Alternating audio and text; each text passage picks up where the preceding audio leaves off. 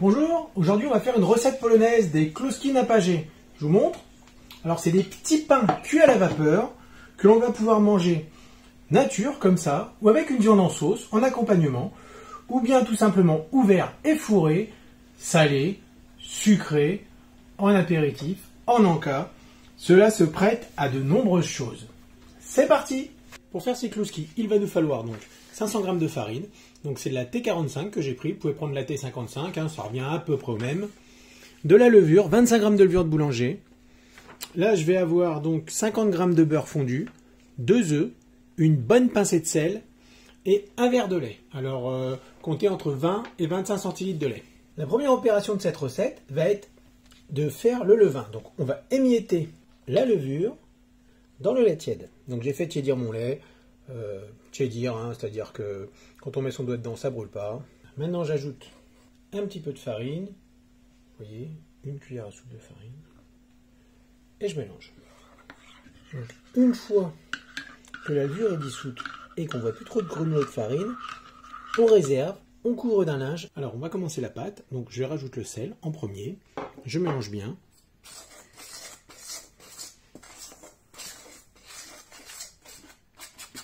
Puis le reste, les œufs, la levure,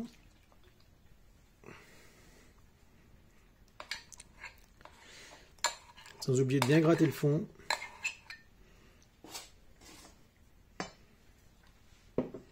et enfin les 50 g de beurre fondu.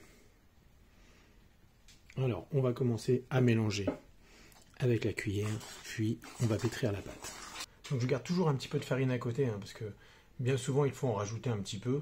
Tout dépend du volume de lait que vous avez mis.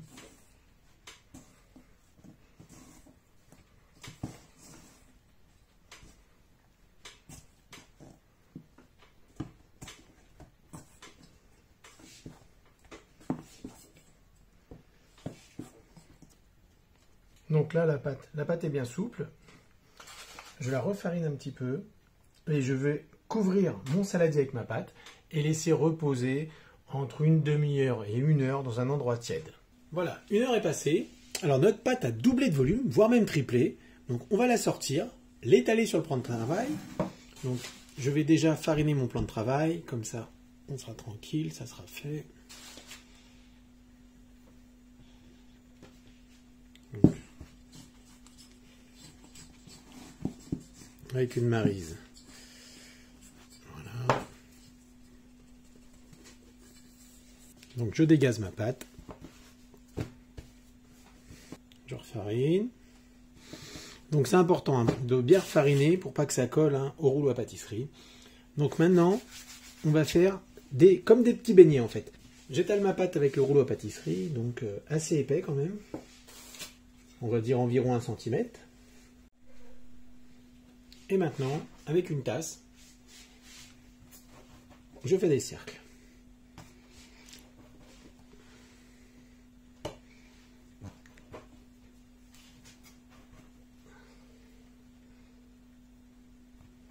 J'ai mis de l'eau dans 2 récipients, un faitout et une casserole. Donc pour cuire à la vapeur, on a un cuit-vapeur, et là c'est vraiment facile, on les met dedans, on attend 10 minutes. Ou bien on peut se servir soit d'un petit cuit-vapeur, moi j'ai ça, je ne sais pas si vous voyez, donc c'est un petit truc en métal, je l'ai acheté je ne sais plus où, au Lidl je crois. Voilà, ça souffle comme ça, donc tout diamètre. Vous avez des petits pieds, vous le mettez dedans, vous l'ouvrez, vous posez vos trucs dessus, et ça cuit à la vapeur.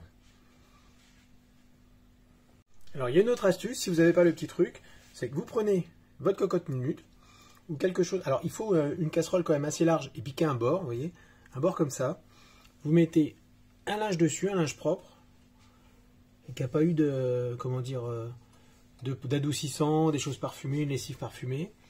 Vous faites un nœud, 1 ou 2 nœuds, et vous voilà avec un cuit-vapeur. Donc l'eau va bouillir, et hop, la vapeur, et ça va passer à travers le linge. Et vous disposez vos petits beignets, une dizaine de minutes, sur le petit linge, avec la vapeur en dessous, pour qu'ils cuisent.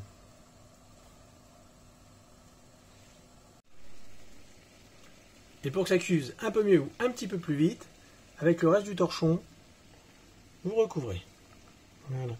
Comme ça cuit à l'étouffée. Et pareil l'autre côté, hein, dans la poêle, vous recouvrez. Alors, au bout de 10 minutes, c'est cuit. Donc il ne reste plus qu'à les sortir. Vous voyez, je vous montre la différence. L'un et l'autre, donc ils sont bien plus gonflés. Je vais vous montrer. Vous voyez, ils sont bien plus gonflés, ils sont bien plus beaux une fois qu'ils sont cuits. Donc c'est reparti, on en remet. Voilà, et on couvre, et on attend encore une fois 10 minutes. Et voilà, la recette des Kloski Nappage est finie. Donc comme vous pouvez vous en rendre compte, c'est quand même assez moelleux, assez onctueux. Alors en Pologne, on mange ça bien souvent, ou comme ça, avec du beurre et du sucre. Donc on fait fondre du beurre dans une casserole avec du sucre, on les nappe, on les mange comme ça. Ou bien en accompagnement d'un plat, des espèces de roulades qu'ils font, ou d'un lapin avec une sauce aux champignons. Et ça accompagne, en fait, on nappe ça et on mange ça, pas vraiment comme des petits pains. Mais on peut très bien les ouvrir et les farcir avec ou du sucré ou du salé. En petits pains comme ça, ou pour l'apéritif, ou en encas. Donc avec une confiture de prunes, ou bien un fromage frais, vous savez, style ail et fines herbes. C'est excellent aussi. Alors je vais vous en couper un, je vais vous montrer.